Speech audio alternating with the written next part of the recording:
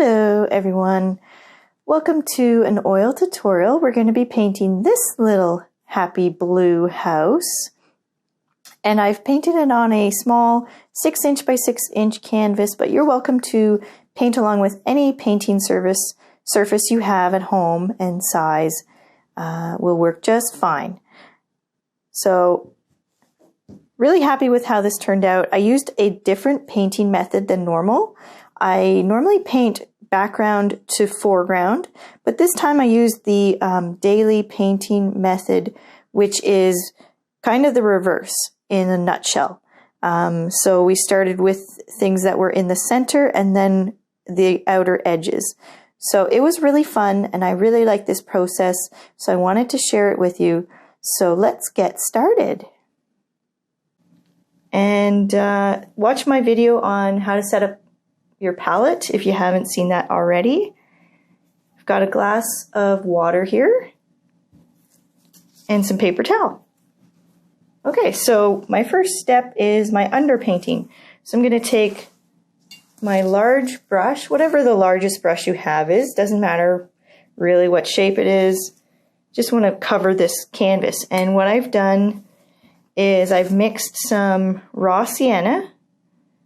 So it's probably, I'd say 3 or 4 parts raw sienna with some cadmium red to give me this underpainting color here. So I just use my palette knife. I'll just show you a small swatch here to mix that up. Okay, and that gives me what I use as my underpainting color here. You're welcome to use raw sienna straight, or any other color that you like. Sometimes this is kind of my typical underpainting color I use all the time, but I used to use whatever color was kind of predominant in the painting. That works nicely too. It's just a personal preference that you'll get used to over time. Okay, so I take my brush and at this stage I use water. You want to be careful using water with water mixable oils because it does dull and break down the paints, but at the early stages it's fine. So a little bit of water, mix it into your paint, and then just cover your whole canvas with this paint.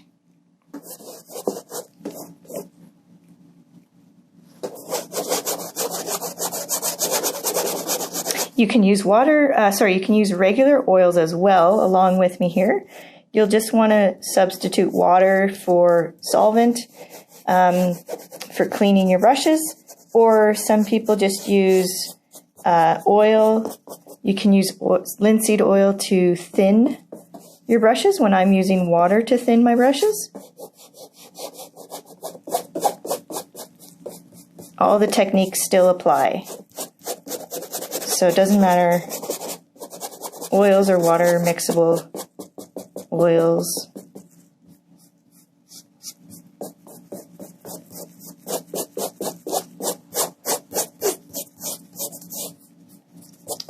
Okay, so I painted the whole surface. I leave the sides white because I like to paint them later. If you want to wrap the painting around, you might want to do them orange or whatever your underpainting is now.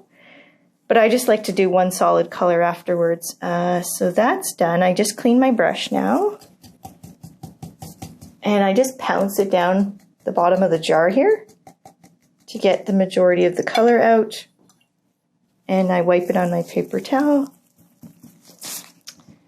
Okay, so for the underpainting, I like to use a purple color, dioxazine purple, but you can just mix red and blue together to get a purple, or you can even just use a blue color. Excuse me. Again, I dip my brush in a little bit of water at this stage, just to make the paint flow a bit better. Okay, and so today I'm going to be painting a little house. I took a photo of along the lake here where we are, Southern Ontario. So I like to freehand sketch these little guys, but I'll provide a little sketch. What I do like to do is kind of find the general position of it with these little marks. So I'll just go in and see where things lie here. There's the roof. Okay, so I've got this roof here at the top. It's kind of, I want to emphasize the sag on it because it's this little old house. It's kind of cute. And then it comes down a little here. There's a little bit of a sag in the bottom as well. And it stops about here. I'd say, let's pull this line down first. And then I find my horizon line here, there. The house sits in front of that a little bit. And then there's a tiny little bump out here. It's an interesting little house. I'm not sure what this would be. It's so small, it could be an entrance. Maybe it's a bathroom, who knows?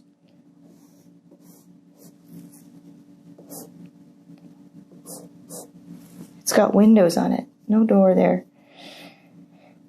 And then there's some trees and stuff around it, but let's just get this detail in around here first. So there's a nice little window that runs along the top. The house is a dark blue, so I'm going to paint it in dark. And there's some little windows over here.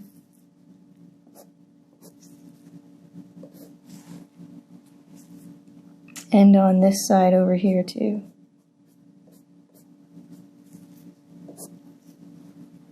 The roof is fairly light because of the sun hitting it, so I think I'll leave that orange.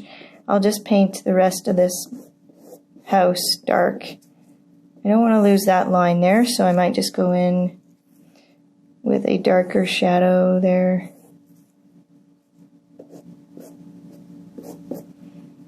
And it's dark on this side too.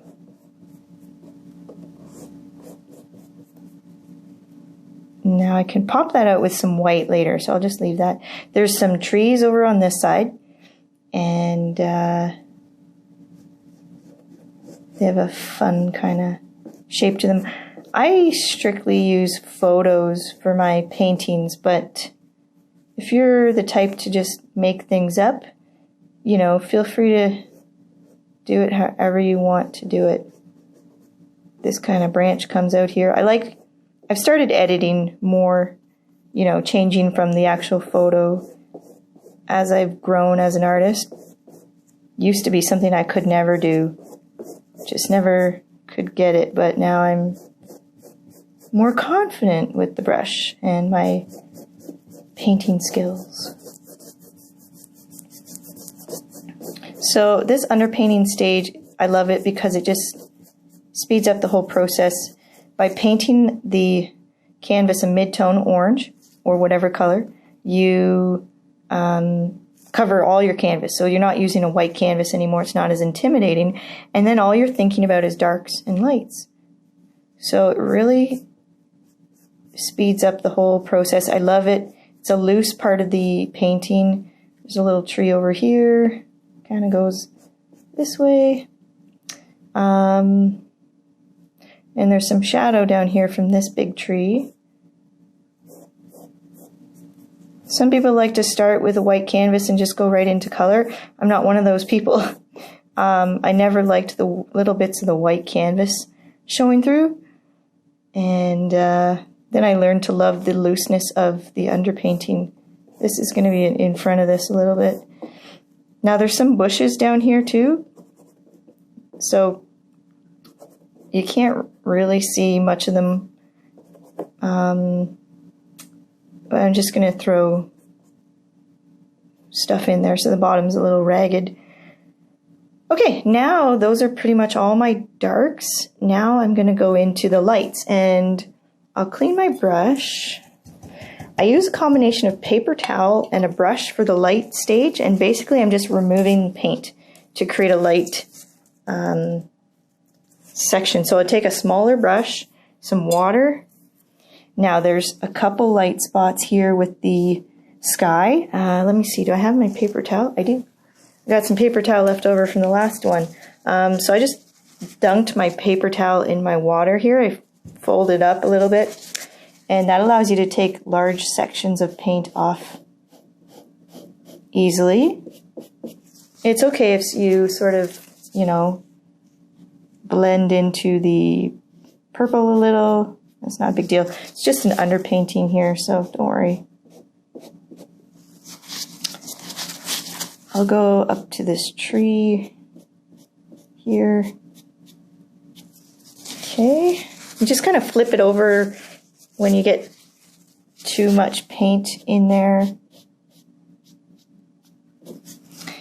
Now I think I'll use my brush for the small details. So there's some white trim around the roof here.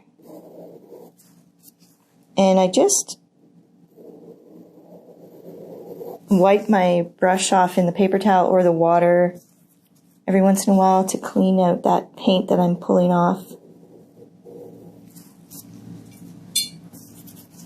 There's some really nice white trim that goes down the side here.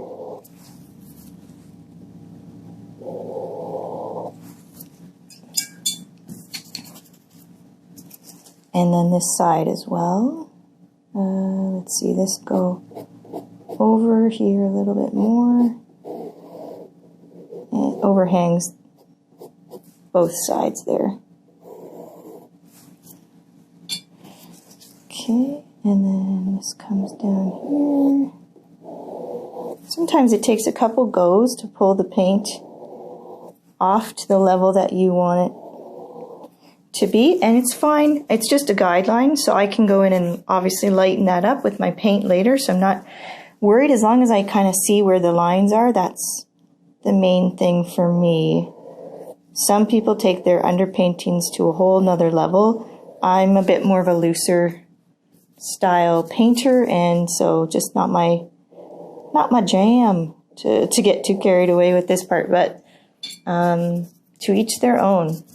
Everyone has their own way of doing it, and that's perfectly fine. That's kind of the important thing, to be honest, about this whole process is, you know, when you teach something, you're teaching your style, and it may not be what works for everybody, so you gotta make that judgment call of what works for you and what doesn't work. So, you know, take what you like and leave what you don't.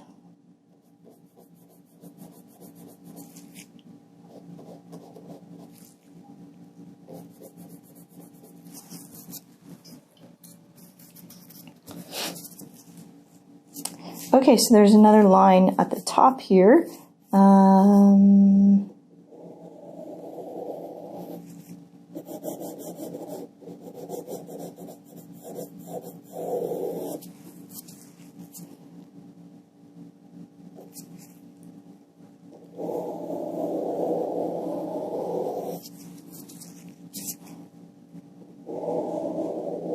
I make a point of not using super small brushes because I don't want to get too tight, and I don't like working super detailed. I find I lose the energy when I work too detailed. Most artists start off really detailed and then loosen up as they get more comfortable. So you might feel like you want to do more detail, and that's totally fine. But, you know, grab a smaller brush, whatever you need to do. For me personally, I like the feeling of a looser brush, and so that's just my process. Now, I think I'll leave it at that. Everything else is a mid-tone. Oh, there's a little bit around this window in here. But anything else that's a mid-tone, I just leave in the orange color, which is why this is such a time saver. So you're not, you know, doing all that labor for the midtones there.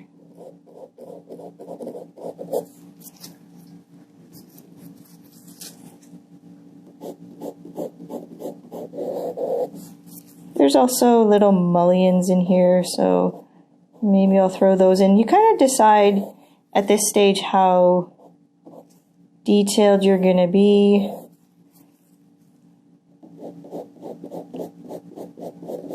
But like I said, you can always add more in later, so don't worry about it too much. Okay, this is pretty good. There's a bit of details in the flowers, so perhaps I'll throw just like a little inkling that something else is happening down here with these bushes.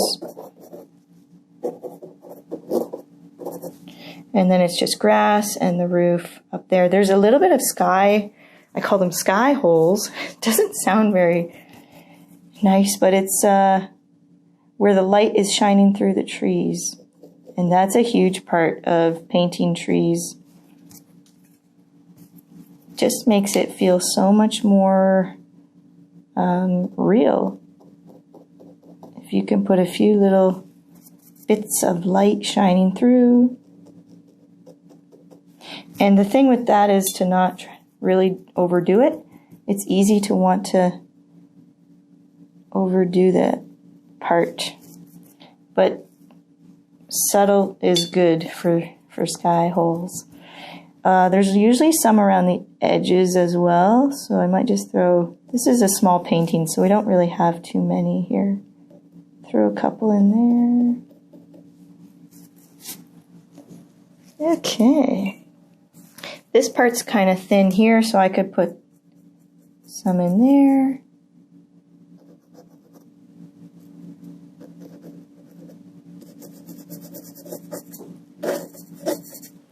All right, I'd say that's pretty good for my underpainting. I'm happy with that. I'm not sure if I mentioned it, but if you like to paint in one session, you might want to do your underpainting in acrylic, and then it'll dry, and you'll be able to go into the color within minutes. But I just like this process. I've just kind of gotten used to this oil underpainting stage, so I'll let it sit for a day or two to sort of firm up so that my colors don't blend into it. And yeah, so that'll be the next step, going in with color. Okay, I will clean my brushes now and take a photo of this so that you can have a reference if you need it. Okay.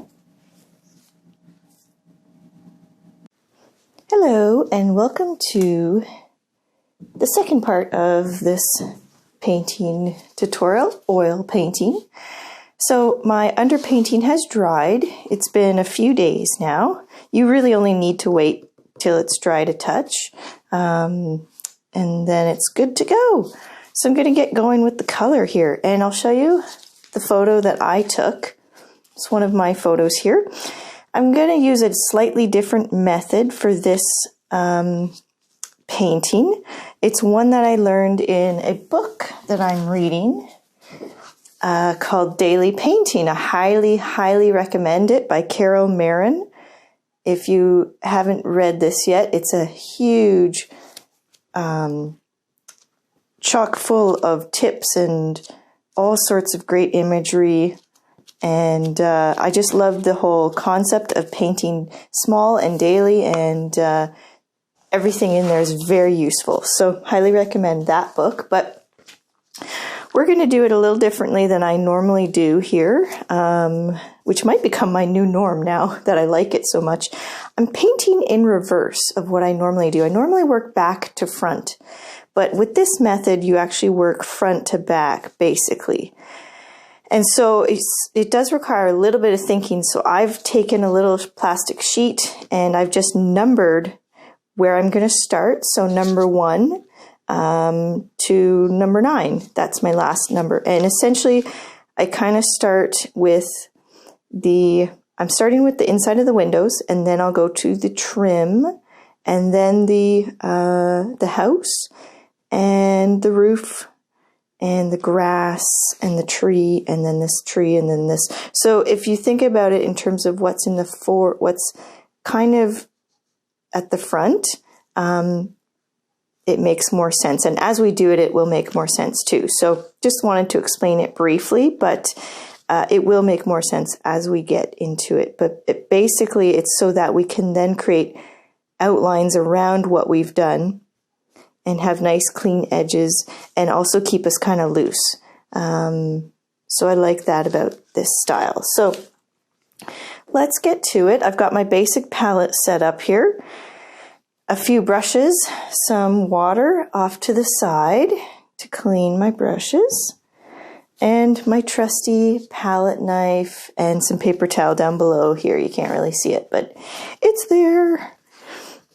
Okay, so let's see. I'm going to reference my photo here. So number one is filling in these windows here, which is kind of a white and a gray color. So let me mix up some of that. Make sure my knife is clean here before I get into the white. Okay, so we don't need really large quantities because these are small areas here. So I'm going to try to work with just the paint that I need. So I'll take a little bit of white. I want to create a gray color here. So easiest way to do that is just take a little bit of everything, and you'll kind of figure out the portions after you get into it for a little while. And the blues can be very different, so just be mindful. If you're working with a phthalo blue, it's very strong compared to ultramarine. I normally work with phthalo blue, so I'm always hesitant when I use the blues, just because I'm used to it being so strong. And brand by brand can vary too. Wow, it's disappearing into my mixing palette here. That's crazy. Okay, so I've got this gray. I like it. That's working well. Okay, I'm going to take my smallest brush. I like to use a lot of these small square brushes for this size of painting. And I'm just going to go into the windows here.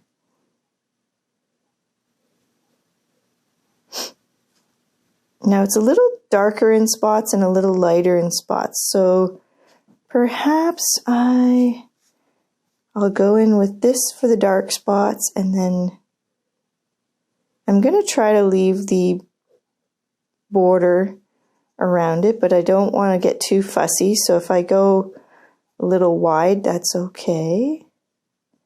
It's really supposed to be a fun and loose approach to painting. So you don't want to be getting all tight and concerned about it. Okay. Now some of them are a little lighter than others, so I'll just go straight into titanium white here and lighten just a bit there. I don't think I need to do anything else. The rest are pretty dark. Okay. Might just blend that a bit more. All right. So that's number one done. Number two is the white trim everywhere. And for that, I might just go in, let's see, I don't normally like to use straight titanium. So I'll just take a bit here and then a tiny bit of yellow just to color it ever so slightly.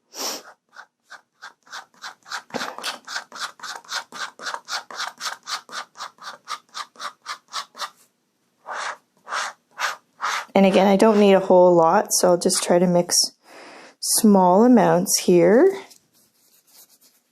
Okay, so this is all the trim around the window frames and the house. Now again, some of it's darker and some of it's lighter than other spots, but let me just get it in here and then I can play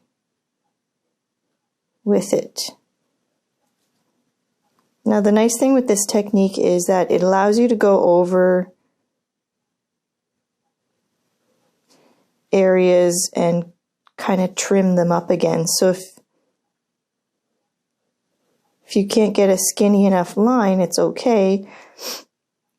We'll be going over the outside edge of it with the blue for the house paint color. Now there's a tiny little mullion in here. I'll just throw that in And even if I just let some of that orange show through, that kind of works nicely because it gives a bit of a shadow and definition there. So that's good. There's a line at the top here.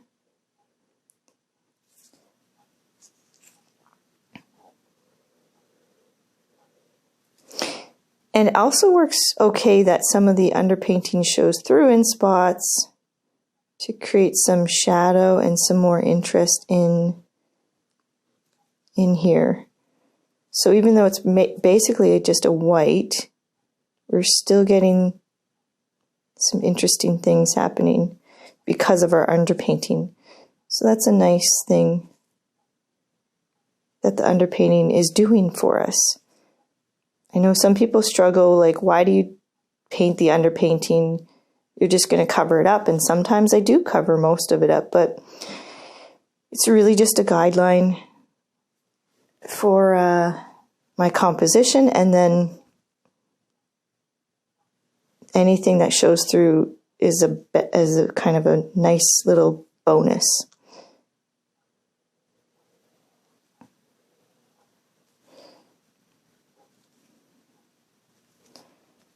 Okay, now there's a couple lines up here.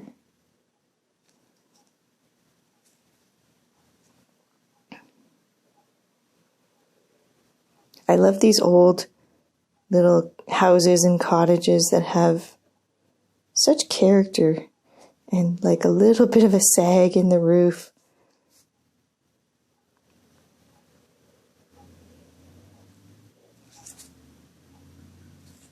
Okay, I think the last one is this one up here. You can add water if you're using water mixable oils or linseed oil to thin it down a little bit, but I think I'm just going to let this one go the way it is. Kind of like the orange showing through and it getting darker and lighter there. All right, so we're making really good progress. That's the other thing I like about this method. It feels kind of fast. So that's number 2 done. Number 3 is the blue. Okay, so let's get into some blue. I'll just give my brush a quick little stir and pounce down here, clean out the paint. Wipe it on my paper towel.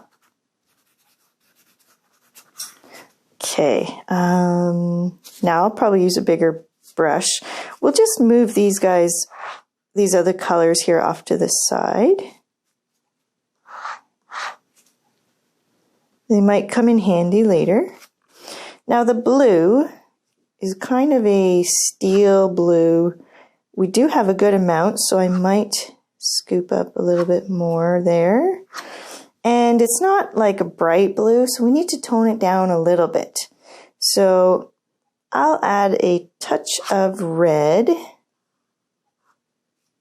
Okay, and then a touch of yellow as well. Maybe just kind of go in gently with the yellow. And then also it's not extremely saturated, so a little bit of white will help gray it out. So let's just mix that up and see what we get. I'm using a slightly different blue than I normally do, so it might take a little bit of work. I'm actually really liking this blue here. It's fun. It's a bit brighter, but that's not a bad thing. I think I might add a touch more yellow.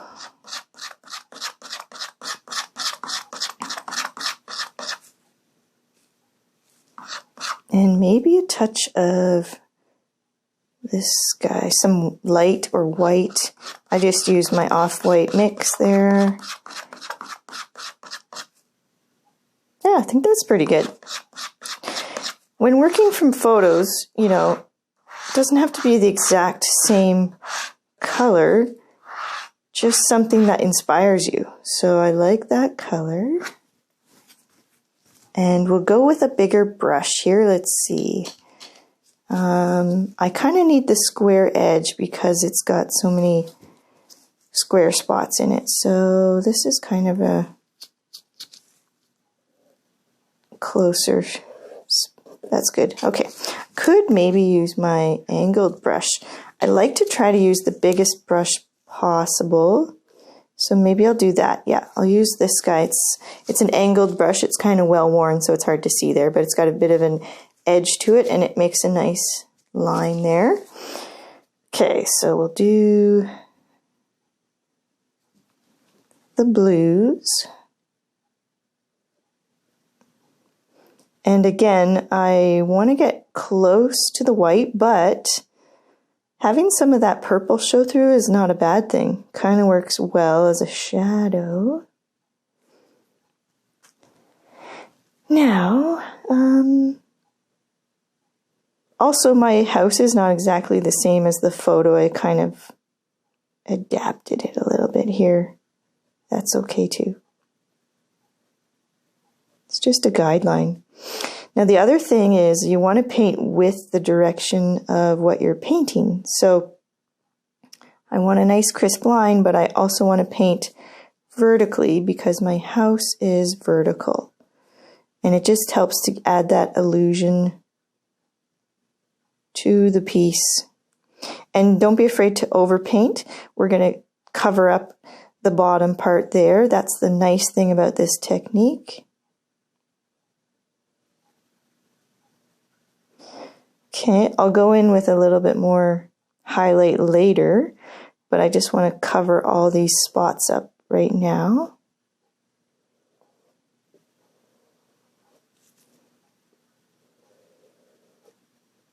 So this was what I was talking about with cutting the outside edges.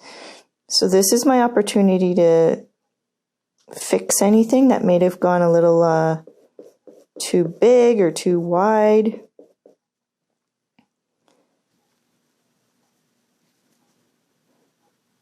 And just twisting my brush to get in those skinny spots. And anywhere it kind of drags the paint, I'll just sort of touch there. And I'm not worried about perfection, so little bits may smear. That's okay. Now there's not really any it's a little bit of a shadow across here, so maybe I'll just throw a tiny bit in there. Just keep that vertical line going. And then this edge.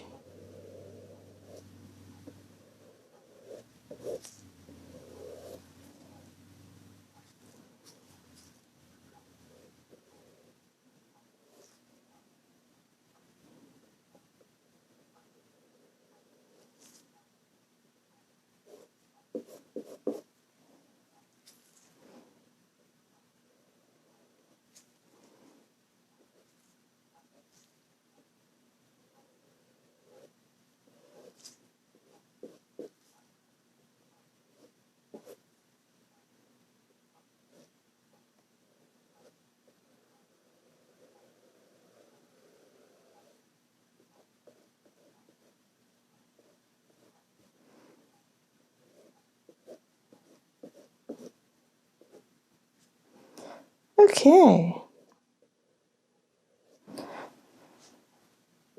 That's got most of it in there. Now, while I have it nice and wet and fresh, I want to just give a little bit of indication there's kind of this horizontal board siding happening here. Now, kind of goes against my vertical thing, but let me just dabble with some of this gray. Maybe I can throw that in here somewhere.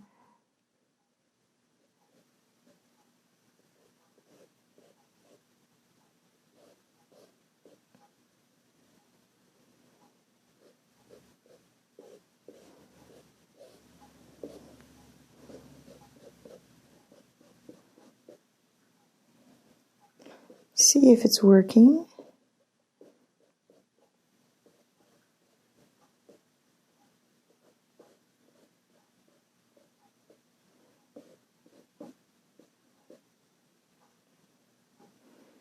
Some of them are a little bit stronger than I prefer, so I'm kind of Doing a little bit of a crosshatch here.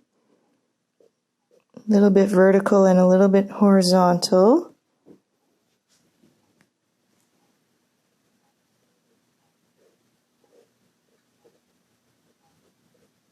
Just want to give it a little bit of something, you know, something extra there.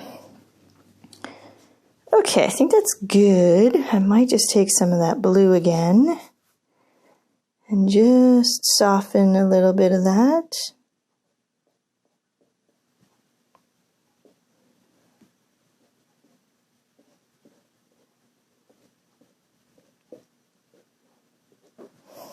Okay, that gives it a little bit of interest, which I like. Okay, now on to the next part. That's going to be the roof. Okay, so I'll clean my brush.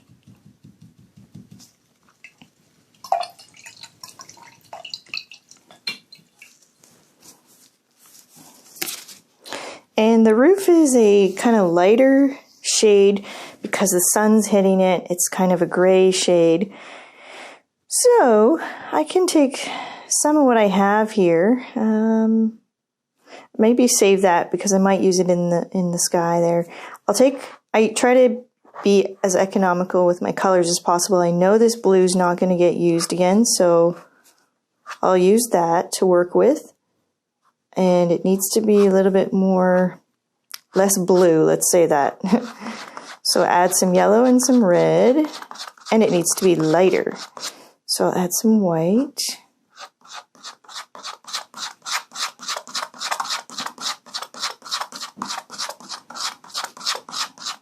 That's kind of nice. Check it with your piece and see if you like it. I think I could use a touch more yellow.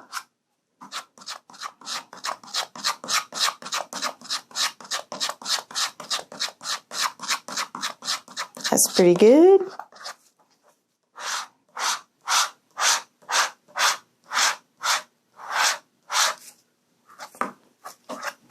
Okay, now I might stick with this angled brush because it's working really well for these straight lines that I have. So I'll take that and just fill it in.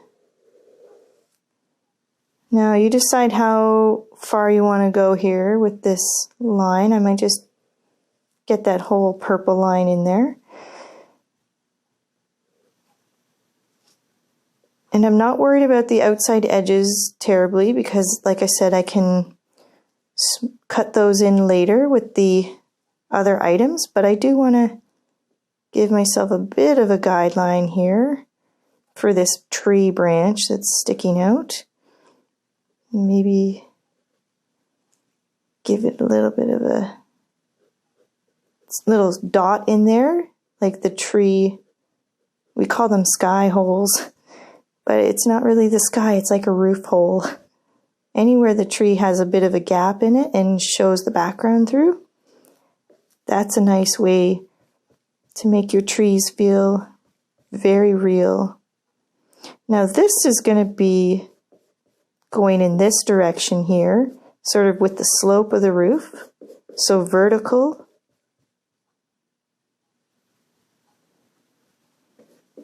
And I kind of like some of the orange popping through there. Okay, now it's got some more interest to it than just that. So what I can do is just take my color and add some white. I'll just take a small section of it out, lighten it up, and maybe brighten it up with some yellow.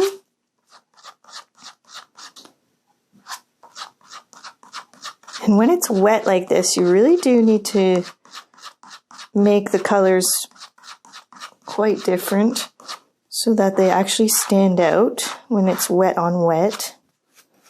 And I'll just continue with this larger brush here. I also like to hold my brush like I'm just picking it up to be a little looser with my brush strokes as opposed to tight like you're writing with a pen. Just it helps to loosen And there's this little highlight on the top ridge here. And then there's some shadows over here, so I might just use this to indicate the shadows. There's a tree shadow over on this side here. And the rest of it's pretty light like this. So perhaps we just fill it in the majority of it.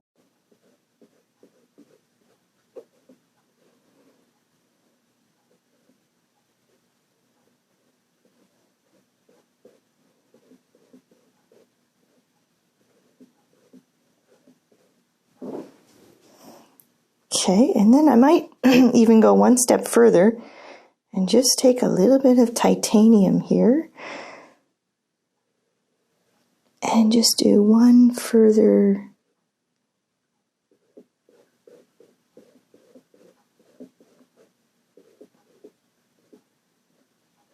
punch of color there.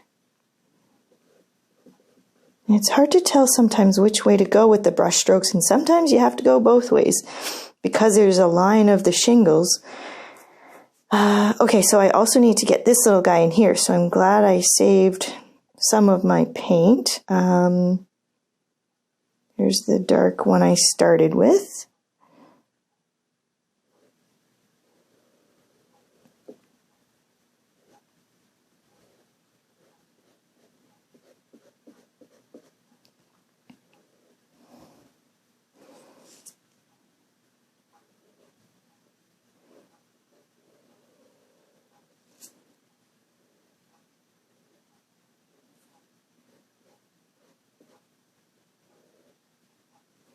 Okay, trying to think of my perspective there. Yeah, looks okay. All right, so I will lighten that up just like I did the other one. And let's see here. If I did a nice little line across.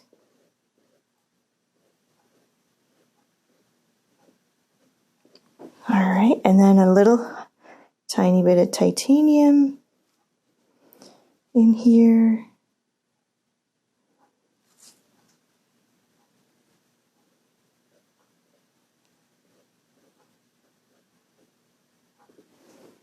Okay, maybe a touch more.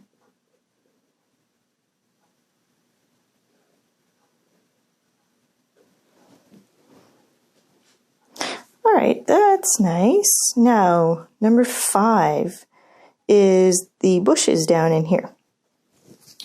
So that's kind of a dark green, and there's some pink in there as well. So let's just move these guys aside. Grays are really nice to have on your palette, so I'll keep those. Now for the green, I'm going to need some blue. Not a ton of color, but some yellow.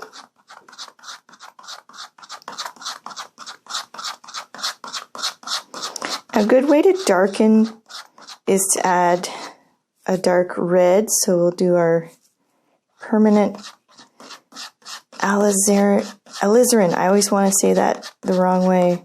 Crimson. It also helps to muddy the color, so make it a little bit more natural looking. Okay, I like it, but I'm not sure about it. So let me just mix this, move this to the side. I might want more of a blue-green, so start with blue, and I'm going to add a small bit of white.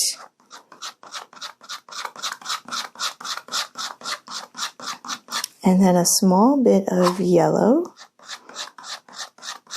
It needs to be different from the house so that it stands out.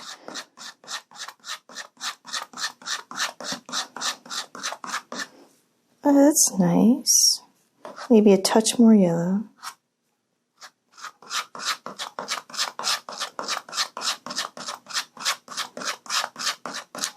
Okay, I think that's more the color, but this will work as well. So don't worry. When you mix colors, there's always something, somewhere a color can go, usually. So not to fret. Okay, that's nice. And then there's a pink color as well. So it's really just some red and some white. And I guess I need much more. And this is very bright, so I don't really want that to be the focal point, so I'll tone it down. You can simply add gray to tone a color down, or you can add the other colors, which I might have to do too. So a little bit of yellow and a smidge of blue to tone it down. And then it's just not so in your face bright. If you want the flowers to be the focal point, then by all means, make them bright. Totally up to you. Okay, so I will just clean my brush here. Just noticed I have a dirty brush. It's not so crucial with the oils to be constantly cleaning, but it's kind of just good habit.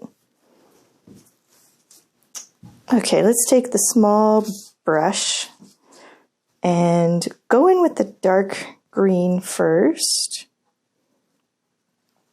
And it's a little sporadic. Actually, there's also some little stems, like some branches that I'll need. So in order to make a dark color, what I do is I just use my blue and my red, and then a touch of yellow, smaller amount.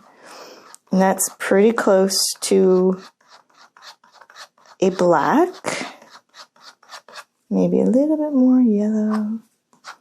It's a purpley shade, but it reads as dark. So that's all I'm going for here. Okay, and I will use a little bit of water at this point because it's such a small line there. So just a little bit of water in my brush. Not too much because it's going to break down the paint, but enough to allow it to spread a little bit easier. Some people like palette knives for fine lines. I've never really got into that, but by all means, you do whatever you like to do. So I just want to draw some small branches in here.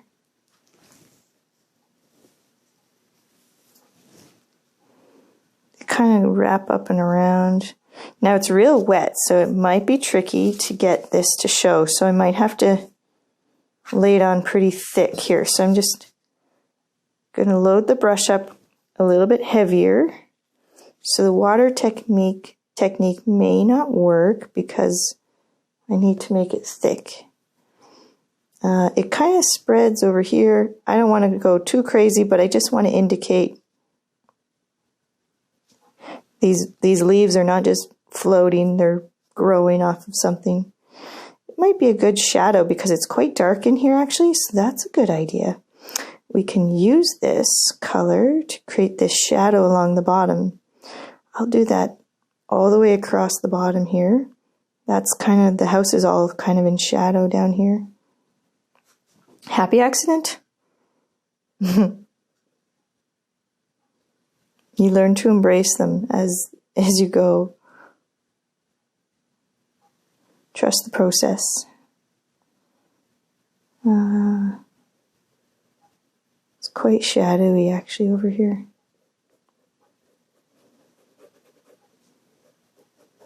It also helps to ground our house a little bit with these shadows. And you know what? I should pop it in here too.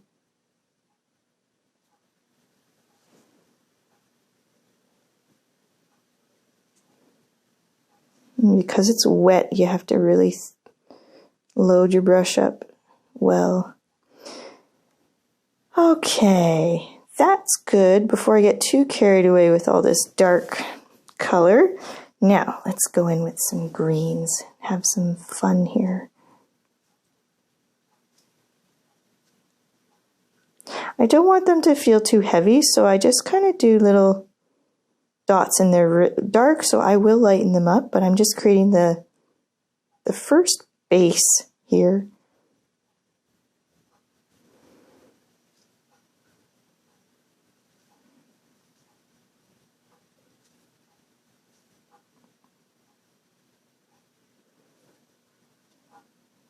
A little down there. Okay, now I like this other color that we did, so I'll throw some of that in too. There's these really strong highlights you'll see in the photo, so I will lighten up these colors as well and create some of those light spots. So just take some white. For these ones, I just mix it right on the palette with my brush.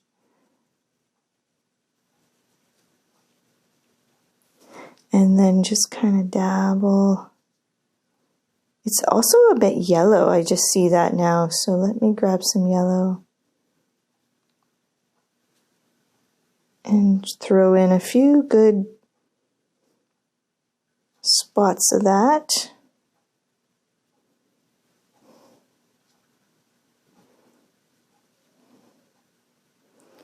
This might be where the action is in my painting. Sometimes it's hard to tell, but I do like the way that's coming along there. Okay, I got my red still to go into, so just thinking about that. Maybe come up to the window a little bit here. Helps to give that overlapping look. Okay, now we'll go into the red. I really didn't clean my brush because I know I don't need to. Once you get comfortable, you can break the rules that everyone sets out for you.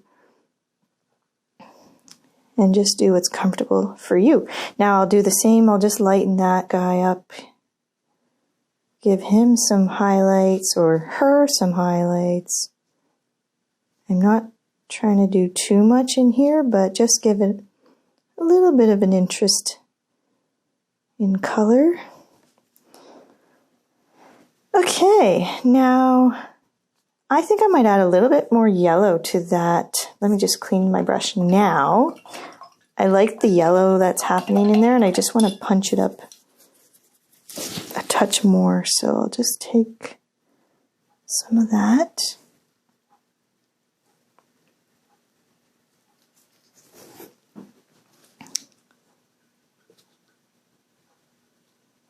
And see that little, I had a little spot there where my blue and my white sort of melded funny, and it just got covered up, so there I didn't even have to worry about that guy.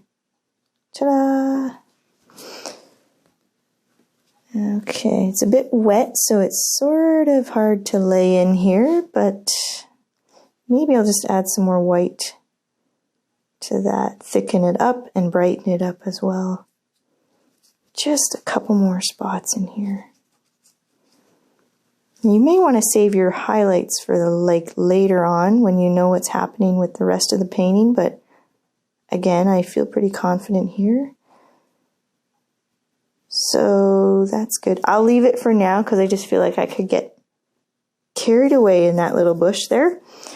Okay, next step is, that's number 5, so 6 is the grass. That's fun. It's a really bright part where the sun is hitting. Somewhat in this shade here, so let's just scoop some of that. We want a light green basically, so I need some more yellow.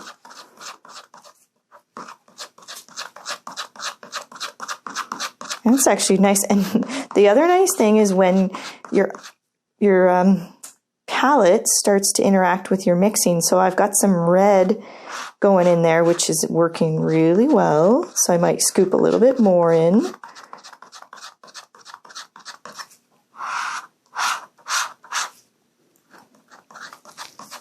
That's nice green. I like that. Okay. Whoa. Let's see, where are we going here? So we want a bigger brush for this area. So I will take, let's see, what can we use? Maybe it's a good chance for this little filbert rounded guy to show up. Yeah, okay. So this is where I cut the edge of the shadows as well and define them a little bit more. So they're pretty straight. There's a little divot there. The nice thing with painting landscapes is nothing's really straight. Even houses aren't totally straight, so you can get away with some more things in landscapes than you can with, say, portraiture, where it has to be very accurate. Now I want to cut in the line there where my shadows are happening for this big tree.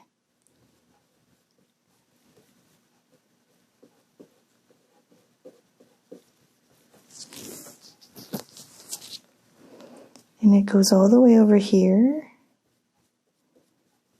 And this has some what we'd call light holes in it. So I'll just take like the tip of the brush. It's a big brush, but I can make a small mark if I'm just using the tip of it ever so carefully. And there's a little bit of a line back here, sort of the horizon line a little bit over here. And yeah. And it kind of wraps around the house as well.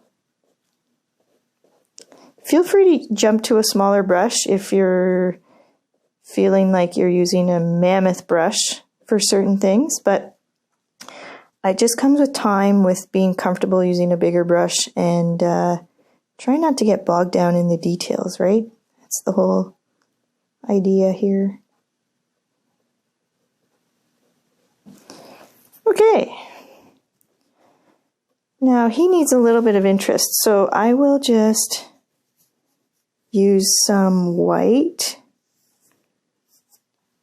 and mix that in and throw that down in a few spots that are a bit lighter here. Down here. Alrighty. Looking good. Okay, now there's a couple bright spots down there as well. They're very small, so let me just switch here. I'm going to use the little guy and this light green, and I'm just going to try to pop in some light stuff. I almost wanted to do a splatter, but I've never really done that with oil paints. It's more of an acrylic thing. Just to break up that line at the bottom a little bit. It's nice to have some edges that just kind of smoothly blend into each other. Okay, that's good. Well, I got this color actually. I see it in the tree here, so I might throw it in here while I am thinking about it. There's some sky holes. Okay, that's pretty good. So number 6 is done. Number 7, our tree, our dark tree. Just cleaning brushes. It's coming along, guys. Pat yourselves on the back. You're doing an awesome job. Okay, we want a dark green. So let's clear some space here. Now, if I'm wise, I'll use my existing paints. If you want to start from scratch, that's cool. I want to save as much paint as I can, so I will take some of this, and I know I need to darken it, so take some blue, I will also use some red to darken it.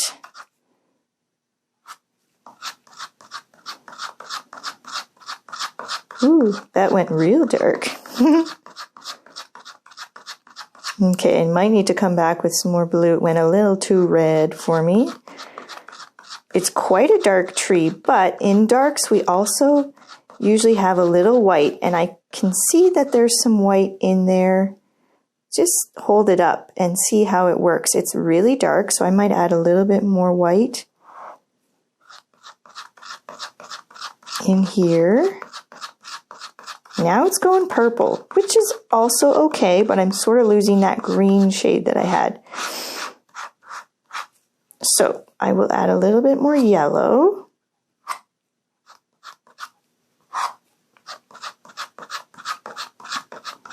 And a little bit more blue.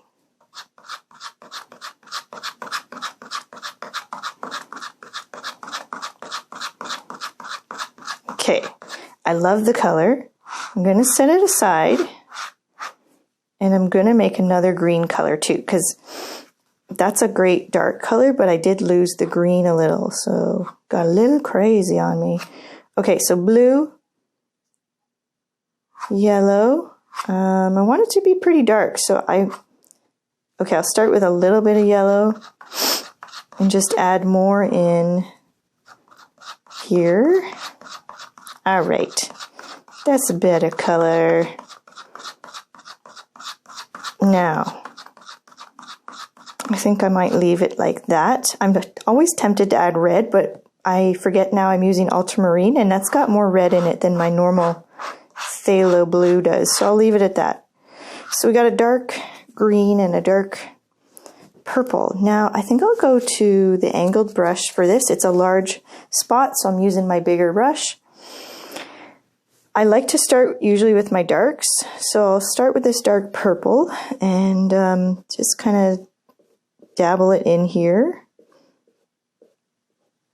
Thinking about where the shadows would be. So my light's coming really from above, but most of this is in shadow, so it's kind of tricky. And I want to make this bottom shadow a little different from my tree so that it doesn't get confused. It's a bit lighter. So I'll darken most of this tree here with this color, leaving my little sky holes here because I don't want to lose them. You can paint over them and then just go back to it. Totally your choice. Okay, so that's darkened up most of it. Now let's go to the green. Throw that in. So that's also fairly dark. Cut the lines around my roof here.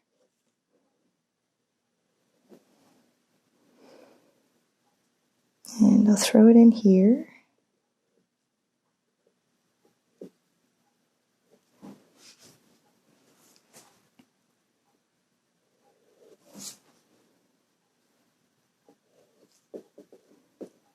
And I'm also trying to think about painting with the shape. So the tree is going to have branches going sort of every direction, but if I can give it a swoopy sort of feel, I think that's going to work well.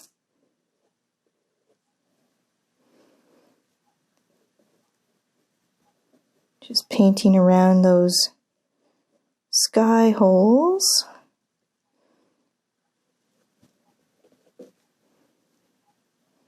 And I think the tree actually comes down a little in here, and then the shadow starts somewhere down there. Okay. I'll just layer some more green in here.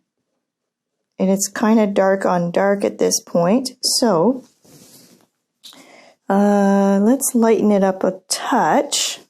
I'll just take some white and mix some of my dark green here.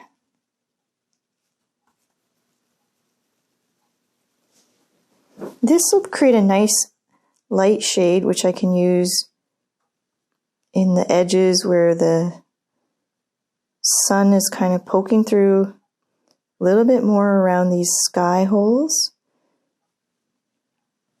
And oftentimes things, you know, the camera is a filter and it's changing the image as we saw it. So oftentimes a photo makes shadows a lot darker than they truly are. So take the liberty to lighten them up how you see they need to be lightened up. Okay, that's pretty good. Now, I need to do this little shadow down here. Now, it's fairly dark, but not as dark. So perhaps what I do is mix this color and this color together, create a third color here. There we go.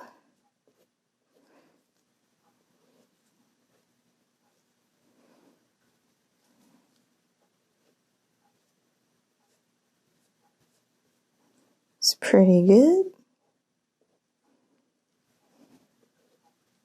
Again, I don't mind that underpainting showing through. And then I might throw a touch of this into the tree because it's kind of nice to tie it in and lighten it up at the same time. Oh, somebody's awake.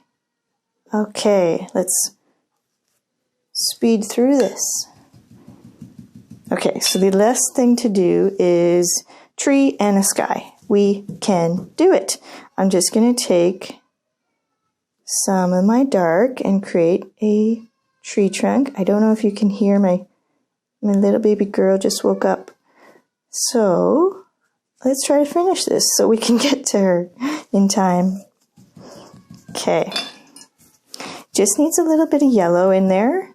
And I've got the perfect color right here. Honestly, you paint so much better when you're under pressure.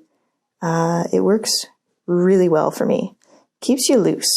That's perfect. Keeps you from overthinking things. Now the sky is basically a white color. Let me just take my white with maybe a touch of the green. And we'll paint that part in there.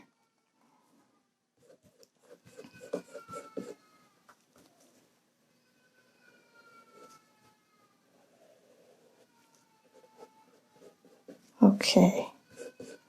We're nearly done, guys. Now the only other thing I do need to do is punch little sky holes in my tree here. Couple down there. And maybe 1, 2 up there.